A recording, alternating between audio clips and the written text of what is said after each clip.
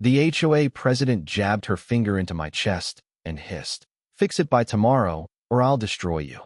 I'd never met this woman.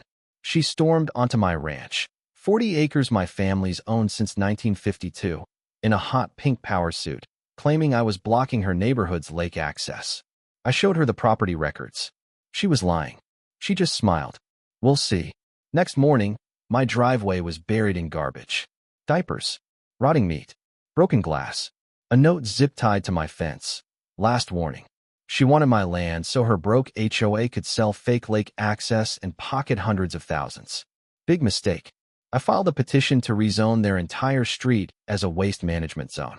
Their McMansions? Legally surrounded by dump trucks. What happens next is the most satisfying legal revenge you'll ever witness. Stay until the end. And comment below, where are you watching this from? I'm standing on my gravel driveway, coffee still steaming in my hand, watching the sun climb over the mountains. It's 6 in the morning. The kind of morning that makes you believe in God. The lake down the slope is mirror flat, reflecting pink and gold. Pines smell thick in the air. Dew on the grass. 40 acres of pure Montana silence stretching around me like a fortress. This land has been in my family since 1952. My grandfather built the original cabin with his bare hands. Raised cattle here. Taught me to fish in that lake when I was 5 years old. When he died, he left it all to me. Every tree, every rock, every blade of grass. I take a sip of coffee. Perfect. Then I hear it. Tires on gravel. Fast. Too fast. I turn. A black Escalade is barreling up my private road, kicking up dust like a tornado. It's moving at least 40 miles an hour. My driveway isn't meant for that. It's a ranch road. Loose gravel. Potholes.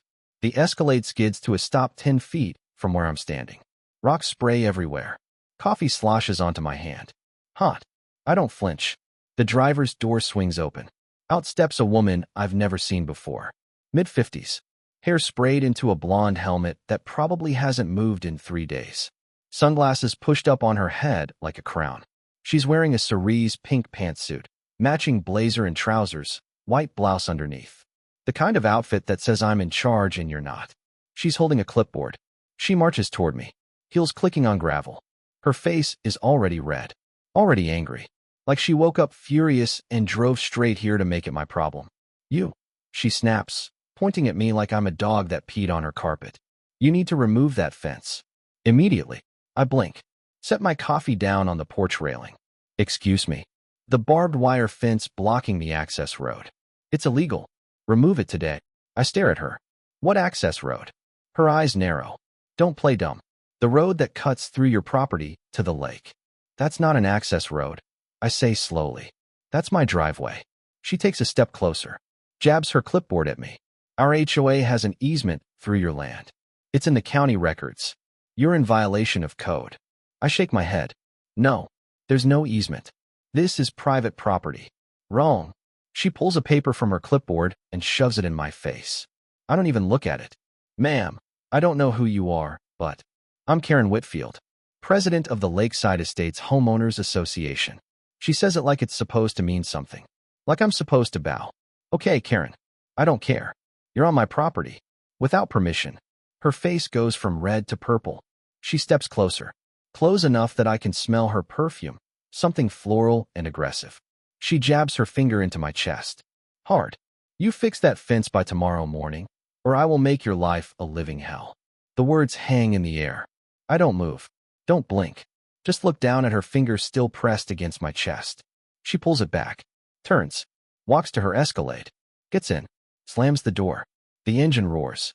She throws it in reverse, spins the wheel, and tears back down my driveway, spitting gravel and dust everywhere. I stand there, heart pounding, jaw clenched. What the hell just happened? I don't waste time. 20 minutes later, I'm driving into town. My hands are tied on the wheel. My coffee's gone cold in the cup holder. I keep replaying the scene in my head, her finger jabbing my chest, her face twisted with rage. "You fix that fence by tomorrow morning, or I will make your life a living hell." Who talks like that? I pull into the parking lot of the county clerk's office. It's a small building, red brick, American flag out front. I've been here 100 times. Property taxes, permits, deed transfers. I know these people. Inside, the air conditioning hits me like a wall. I walk straight to the front desk. Tom's there. County clerk. Been here 20 years. We went to the same high school. He looks up and grins. Hey man, what brings you in? I need to see my property records. I say. All of them. His grin fades. Everything okay?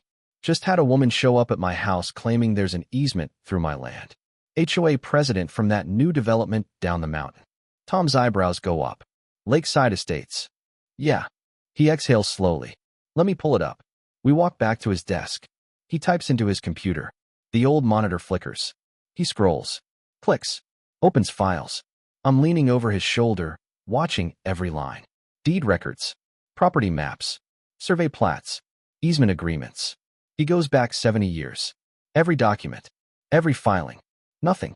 Tom leans back in his chair. Taps the screen. There's no easement. Never has been. Your property line is clear from the main road all the way to the lake. Been that way since your grandfather bought it. I let out a breath I didn't know I was holding. So she lied. Looks like it. Why would she lie? Tom shrugs. Clicks to a different screen.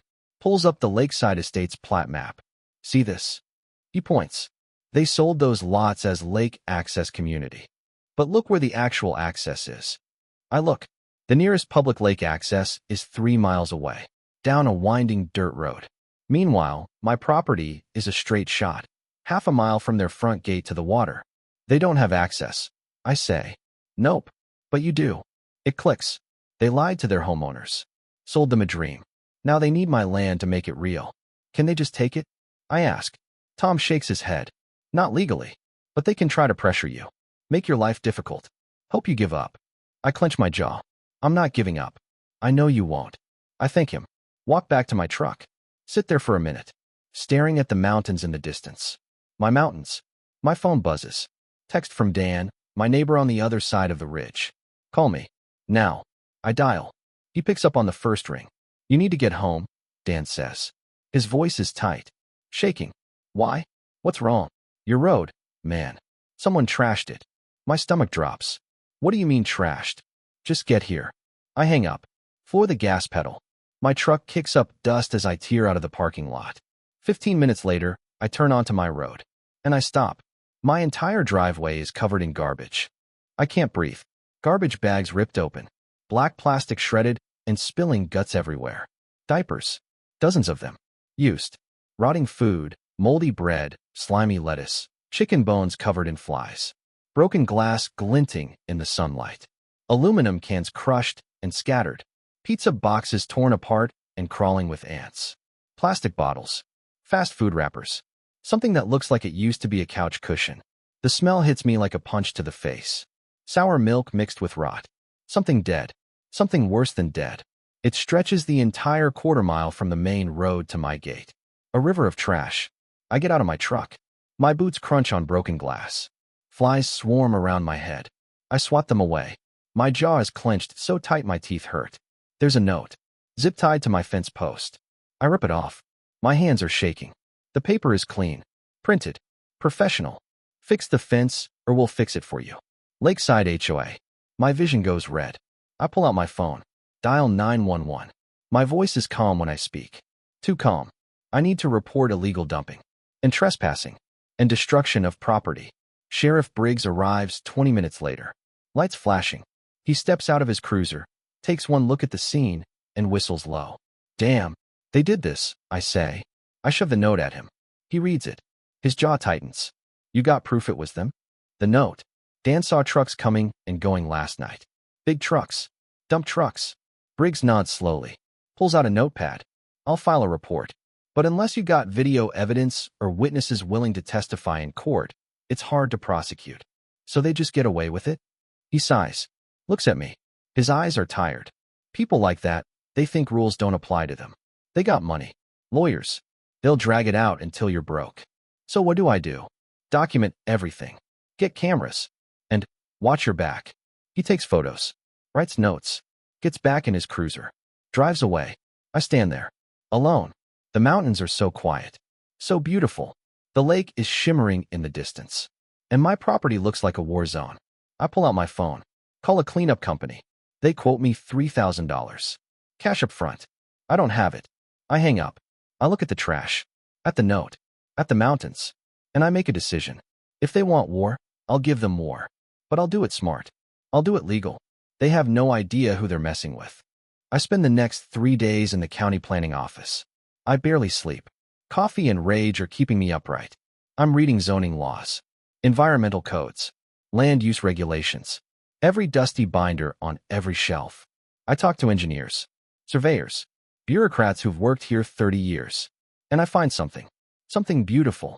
The Lakeside Estates HOA sits on land that was rezoned from agricultural to residential in 2019. Standard stuff. But there's a clause buried in the original AG zoning, a grandfather clause that allows for mixed-use commercial and light industrial, including waste management facilities if the land is within a quarter-mile of a county-designated access road. My road is technically a county road.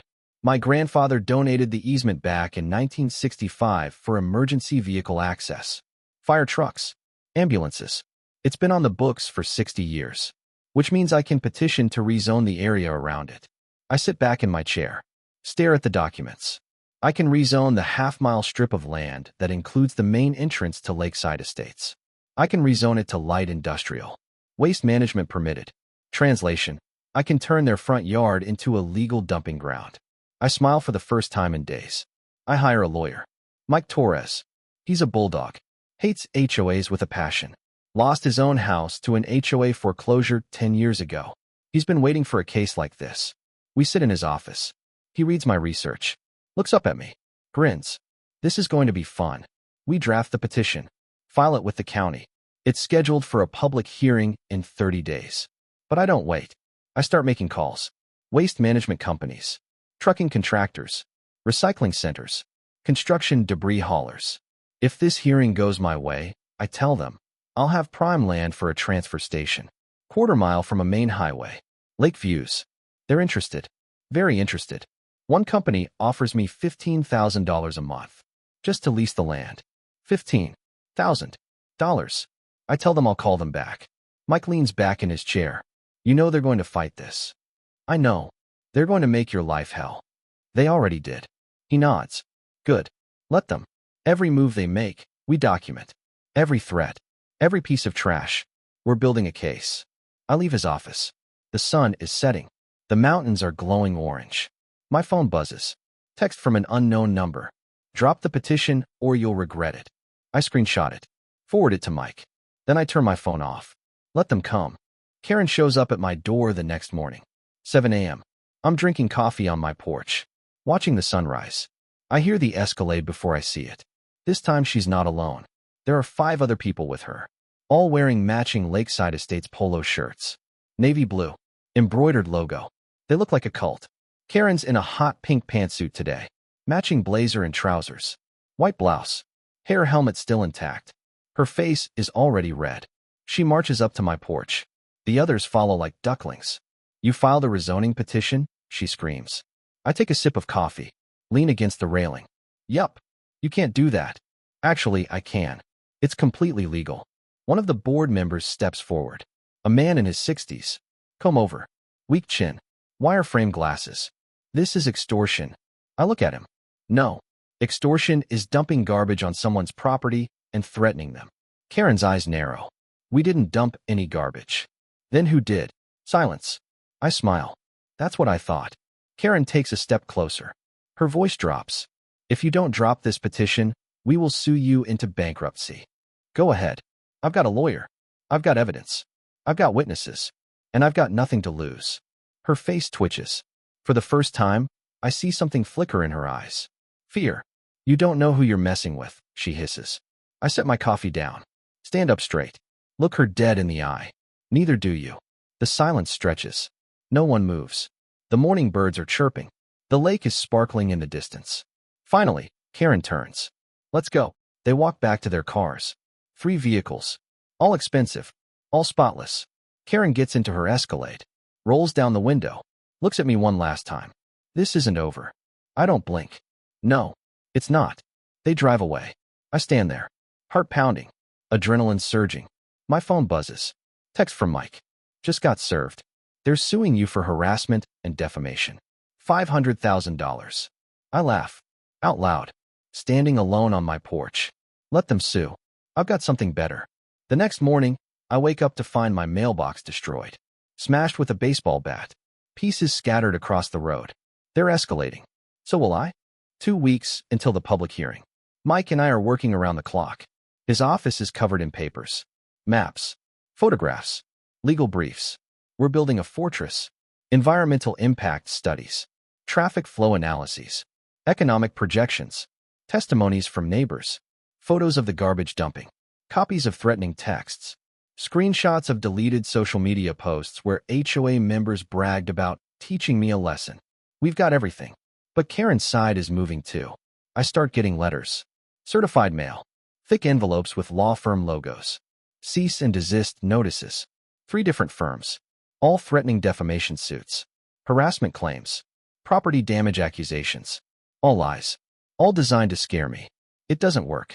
I also start getting phone calls, anonymous, blocked numbers, heavy breathing, threats. Drop the petition. You're going to regret this. We know where you live. I record every single one, forward them to Sheriff Briggs. He files reports, but nothing happens. Then things get worse. Someone cuts my fence. 3 sections. Clean cuts with bolt cutters. My cattle get loose. I spend an entire day on horseback rounding them up. One of them got tangled in loose barbed wire. Deep gashes on her legs. The vet bill is $1,200. I install cameras. 8 of them. Motion sensors. Floodlights. My ranch looks like a prison now. 2 nights later, the cameras catch something. 3 figures. Hoodies pulled up. Faces covered. They're spray painting my barn. The footage is grainy. Dark. But I can read the words. Drop it. I send the footage to Briggs. He calls me back an hour later. I can't identify anyone from this. Come on, Briggs. I'm sorry, man. My hands are tied. No faces. No plates. Could be anyone. I hang up. Sit on my porch. Stare at the lake. I'm tired. My savings are almost gone. Legal fees. Vet bills. Security equipment. Cleanup costs I'm still paying off in installments. But I'm not giving up. My phone rings. Mike. We got something big, he says. His voice is electric. What? The HOA's financial records. I filed a public records request. They're required to disclose them in Montana. And they're broke. $340,000 in debt. And I think they've been committing fraud. I sit up straight. What kind of fraud? The kind that gets people arrested. Get to my office. Now. I'm in my truck before he even hangs up. This just got interesting. Mike's office smells like coffee and printer ink. Documents are spread across his desk like a war map. He's grinning. The kind of grin that means someone's about to get destroyed. Sit down, he says. I sit. He slides a folder across the desk. Thick. Heavy. Lakeside Estates HOA financial records. Public information. Took me 3 requests and 2 threats to get them, but here they are. I open the folder, and my jaw drops. The HOA is $340,000 in debt. $340,000. How? I ask. Mike leans back. They took out loans to build amenities. A clubhouse, pool, tennis courts. Promised all their homeowners luxury living. But look at the expense reports. I flip pages. My eyes scan line after line. Consulting fees, $85,000. Legal expenses, $120,000. Administrative costs, $67,000. They never built anything, Mike says. The money disappeared into payments to themselves. Karen and the board have been paying themselves salaries. Huge salaries. My hands are shaking. That's fraud. That's exactly what it is. There's more. Pages and pages of lawsuits. The HOA has been suing homeowners. Paint colors. Fence heights. Mailbox styles. Dog breeds. 23 lawsuits in 2 years. They fine people into submission, Mike explains. Then use the money to pay their debts. It's a scam. A cycle. Sue someone. Collect the fine. Pay the loan. Repeat. I flip to the last page. There's a notation in red ink. Projected income shortfall. $200,000 by end of fiscal year. They're desperate, Mike says. They need money fast. And suddenly it all makes sense. My land. The lake. They want to sell exclusive lake access rights to their homeowners. $5,000 per household. That's 40 households. That's $200,000. They need my property to survive. This is why they're coming after you, Mike says. You're their last chance. I close the folder. Look up at him. Can we use this? At the hearing? Absolutely. We show the county commissioners that this rezoning petition is retaliation for their illegal activity. We flip the script. They're not the victims. You are. I nod slowly. My mind is racing. But they're not going to go down easy, Mike warns. When cornered animals get desperate, they get dangerous. I know. He looks at me. Hard. Are you ready for that? I think about my grandfather. About the land. About that woman's finger jabbing my chest. Yeah, I say. I'm ready. I leave Mike's office. The sun is setting. The sky is burning orange and purple. I drive home. My phone is buzzing. Text messages. Missed calls. I ignore them all. When I pull up to my gate, I see something. Fresh tire tracks. Deep ones. Heavy trucks. My stomach tightens. I drive up my road. And there it is. They dumped again. Construction debris this time. Mountains of it. Broken concrete. Twisted rebar. Shattered drywall. Shingles. 2x4s with nails sticking out. Insulation. Chunks of asphalt. Pieces of what looks like a demolished bathroom. Shattered toilet. Cracked sink. Busted tiles. It's covering my entire road. 100 yards of destruction. I grab my shotgun from the rack. Jump out of my truck. My boots crunch on broken concrete. I hear engines. Big engines. 3 dump trucks are still here. Still unloading. The hydraulic lifts are whining. Debris is sliding out like an avalanche. I pump the shotgun. Fire a shot into the air. The blast echoes across the valley. The trucks stop. Engines cut. Silence. One driver leans out his window. Young guy. Maybe 25. He looks terrified. Get off my property. I shout. Hey, man, we're just doing our job. Who hired you? Some lady. Paid us cash. $2,000 to dump here. What lady? I don't know. Blonde hair. Pink suit. Of course. Leave. Now. Or I'm calling the cops. The trucks fire back up. They back down my road. Beeping, kicking up dust. Within minutes, they're gone. I stand there. Shotgun in hand. Staring at the wreckage. This is worse than the garbage. This is thousands of pounds of debris. I can't move this myself. I need heavy equipment. A bobcat. A dump truck of my own. I call a cleanup company. The same one from before. We'll need a full crew, the dispatcher says. That's going to run you $8,000. $8,000. I don't have it. My savings are tapped. Legal fees ate everything. I'll call you back, I say. I sit on the hood of my truck. Head in my hands. They're trying to bury me. Literally. My phone rings. I don't recognize the number. Hello. Is this the guy fighting the HOA? A woman's voice. Yeah. Who's this? I saw you on the news. I want to help. I sit up. Help how? I'm a reporter. Channel 7. We want to do a story. A full segment. Show people what they're doing to you. I pause. Think. Okay, I say. Come tomorrow. She arrives the next morning with a camera crew. 2 guys. Professional equipment. They film everything. The debris. The garbage stains still on the road.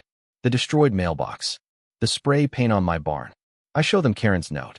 The threatening texts. The police reports. The reporter looks at me. Why are they doing this? Because they're broke, I say. And they need my land to survive. Her eyes widen. Can you prove that? I hand her copies of the financial records. She smiles. This is going to be big. That night, my story airs on the evening news. The headline, Local Rancher Fights, HOA Tyranny. My phone explodes. Texts, calls, Facebook messages, emails, people offering money, offering help, offering to testify. A GoFundMe appears. Someone made it for me. Within 12 hours, it raises $15,000. I can clean my road now. But more than that, the world is watching. Karen's not just fighting me anymore. She's fighting everyone. The county meeting room is packed. Every seat filled. People standing along the walls. News cameras in the back. Lights. Microphones. I see faces I recognize. Neighbors. Ranchers. People who've been screwed by HOAs before. They're here to support me. And I see Karen. Front row. Cerise pink pantsuit. Matching blazer and trousers. White blouse. 3 lawyers beside her. Expensive suits. Leather briefcases. She's staring straight ahead. Jaw tight. Hands clasped. The county commissioners sit at the front table. 5 of them. Chairman Davis in the center. He's 70. Been doing this for 30 years. He bangs his gavel. The room goes quiet. We're here to discuss petition 24 to 771. Rezoning request for parcels 14 through 18. Petitioner is present. Opposition is present. Let's hear opening statements. Mike stands. He's wearing his best suit. Navy blue. Red tie. He walks to the podium. Chairman Davis, Commissioners, thank you. This petition is simple. My client owns property adjacent to these parcels. He has been subjected to illegal harassment, vandalism, and dumping by the Lakeside HOA. This rezoning is both legally justified and a necessary response to their actions. He clicks a remote. A projector turns on. Photos appear on the screen. My road covered in garbage. The destroyed mailbox. The spray-painted barn. Karen's threatening note. The room murmurs. This is not a vendetta, Mike continues. This is self-defense. He sits down. Karen's lead lawyer stands. Slick. Mid-40s. Smooth voice. Chairman, this petition is nothing more than retaliation. Mr. Petitioner is attempting to weaponize zoning laws to destroy property values and harm innocent homeowners. Innocent, someone shouts from the back. Davis bangs his gavel. Order. The lawyer continues. There is no evidence linking our clients to any alleged dumping. These accusations are baseless. Mike stands. I have video evidence, police reports, witness testimonies, and financial records showing motive. The room erupts. Davis bangs the gavel again. Enough. We'll hear testimonies. One at a time. For the next hour, people speak. My neighbors. Dan testifies about seeing the dump trucks. The cleanup crew testifies about the debris. A former HOA homeowner testifies about being sued for painting his house the wrong shade of beige. Then Mike projects the financial records. The HOA's debt. The fraudulent expenses. The desperate need for money. Karen's face goes pale. Finally, Davis looks at me. Mr. Petitioner, do you have anything to say? I stand. Walk to the podium. My hands are shaking. I look at Karen. She's staring at me. Eyes full of hate. I just want to live in peace, I say. My voice cracks. That's all I've ever wanted. This land has been in my family for 70 years. I'm not trying to hurt anyone. I'm trying to protect what's mine. The room is silent. Davis nods slowly. We'll take this under advisement. Decision in 72 hours. I walk out. My legs feel like rubber. It's out of my hands now. 72 hours feels like 72 years. I can't eat. Can't sleep. I sit on my porch every morning watching the sunrise. Every evening watching the sunset. Waiting. My phone is constantly buzzing. Messages of support. News requests. People checking in. I ignore most of them. On the third day, Mike calls. We won. I almost dropped the phone. What? The county approved the rezoning. Parcels 14 through 18 are now light industrial. Waste management permitted. Effective in 10 days. I can't speak. My throat is tight. My eyes are burning. Are you there? Mike asks. Yeah, I whisper. I'm here. There's more. The county launched a formal investigation into the HOA's finances. If they find evidence of fraud, and they will, criminal charges could follow. I sit down. Hard. Right there on my porch steps. We actually did it, I say. You did it, Mike corrects. You stood your ground. I hang up. Sit there. Staring at the mountains. The lake is sparkling. The grass is green. The air smells like pine. This is mine. Still mine. My phone rings again. Unknown number. Hello. Mr. Petitioner? This is Mountain West Waste Management. We saw the news about your rezoning approval. We'd like to discuss a partnership. What kind of partnership? We need a transfer station for construction debris and recycling. Your location is perfect. We're prepared to offer you $15,000 per month lease. $15,000 every month. I'll call you back, I say. I lean back, close my eyes. For the first time in weeks, I smile. But it doesn't last. My phone rings again. Sheriff Briggs. You need to come see something. What? Karen Whitfield's house. Someone vandalized it. And she's blaming you. My stomach drops. I didn't do anything. I know. But you need to come down here anyway. I drive to Lakeside Estates. Cop cars everywhere. Neighbors standing in their driveways. Phone's out. Filming. Briggs meets me at Karen's house. The front is covered in spray paint. HOA scum. Fraud. Karen is a thief. I stare. I didn't do this. I know. Karen storms out. Blush pink pantsuit today. Mascara streaked down her face. Real tears or fake, I can't tell. He did this, she screams. Points at me. Arrest him. Ma'am, we have no evidence. He's been harassing us for weeks. Briggs holds up his hand. Where were you last night? He asks me. Home. I have security footage. Timestamps. He nods. We'll verify. Karen's lawyer appears. Same slick guy from the hearing. Our client demands immediate arrest. Not how it works, Briggs says flatly. I look at Karen. Really look at her. For the first time, I don't see a villain. I see a desperate woman who's lost everything. Her scam is falling apart. The county is investigating. Her homeowners are turning on her. She's drowning. I didn't do this, I say quietly. But I know who did. Everyone looks at me. Your own homeowners. Karen's face goes white. That's ridiculous, she stammers. Is it? I pull out my phone. Check the Lakeside Estates Facebook group. Briggs pulls out his phone. Scrolls. His eyes widen. He shows Karen. I can't see the screen, but I can see her reaction. Her mouth opens. Closes. Opens again. They've been planning this for 2 weeks, I say. Your own people. The ones you've been suing. Fining. Threatening. Briggs keeps scrolling. There are messages here. Dozens of them. Planning the vandalism. Celebrating it. One of the neighbors steps forward. A man in his 40s. She fined me $3,000 because my mailbox was the wrong color. She sued my neighbor for planting roses. She's made our lives hell. Another voice. A woman. We paid for amenities we never got. The pool was never finished. The clubhouse is a concrete slab. More voices. Anger building. Karen looks around. Her empire crumbling in real time. I want him arrested, she shouts, pointing at me. For what? Briggs asks. He didn't do this. Then who did? Briggs looks at the crowd. Probably someone in this neighborhood. And honestly, I don't blame them. Karen's lawyer pulls her aside. Whispers urgently. I turn to leave. This isn't over, Karen hisses. I stop. Turn back. Look her in the eye. Yes, I say quietly. It is. I drive home. The sunset is spectacular. Orange and pink and gold. The mountains are glowing. 2 days later, Karen Whitfield resigns as HOA president.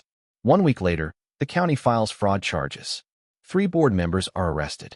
The HOA dissolves. Homeowners vote to disband. They form a voluntary neighborhood association instead. No fees. No lawsuits. Just neighbors helping neighbors. My rezoning is finalized. But I don't build a landfill. I'm standing on my porch, coffee in hand, watching the sunrise. It's been 2 months since the hearing. 2 months since Karen resigned. 2 months since everything changed. My road is clean. The debris is gone. The grass is growing back. I partnered with an environmental group. We turned the rezoned parcels into a public nature preserve, hiking trails, picnic areas, native plant restoration, and lake access. Free. For everyone. The waste management company still pays me. They use a small corner for a recycling transfer station. Clean. Quiet. Legal. $15,000 a month. I'm making more money than I ever did ranching. Karen's house went into foreclosure. She moved to Idaho. I heard she's working retail now. I never saw her again. The news ran a follow-up story last week.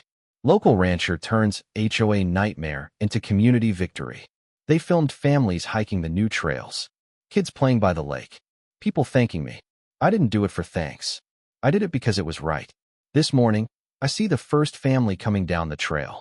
A dad. A mom. 2 kids with backpacks. They wave at me. I wave back. My phone buzzes. Text from Dan. Beer tonight. Hell yes. I take a sip of coffee. Look out at the mountains. The lake. The green grass stretching forever. This land has been in my family since 1952. My grandfather built this place with his bare hands. He taught me that some things are worth fighting for. Land. Legacy. Freedom. Karen tried to take that from me. She thought money and lawyers and fear would break me. She was wrong. They tried to bury me. They didn't know I was a seed. And now? Now I'm stronger than ever. The land is protected. The community is thriving. And I'm finally at peace. Standing here, watching the sun climb over the mountains, I realized something. This was never about revenge. It was about standing your ground. About fighting for what's right. About refusing to let bullies win. Some battles are worth fighting. Some hills are worth dying on. This was mine. And I won. If this story inspired you, if it made you feel something, leave a comment below. Tell me where you're watching from. Tell me your story. Because I know I'm not alone. I know there are others out there fighting their own battles against HOAs, against injustice, against people who think power means they can crush whoever they want. You're not alone either. Stand your ground. Fight back. And never let them bury you. because you might just be a seed.